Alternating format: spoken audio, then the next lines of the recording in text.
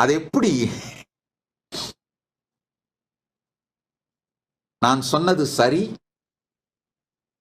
Troll மெட்டீரியலா, Hindu phobic, Hindu மீசிக் vested இன்ட்ரெஸ்ட்ங்க.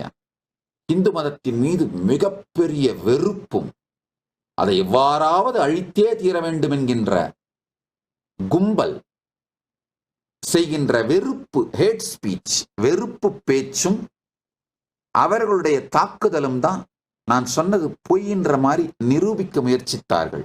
ஆனா ஐயா திரு அன்பு அவர்கள், நிகழ்ச்சி தயாரிப்பாளர், இன்னும் ஒரு கேள்வி கேட்டிருக்கீங்க. கைலாசாவில் மக்களுக்கு வரி இல்லை என்ற செய்திகள் உள்ளன.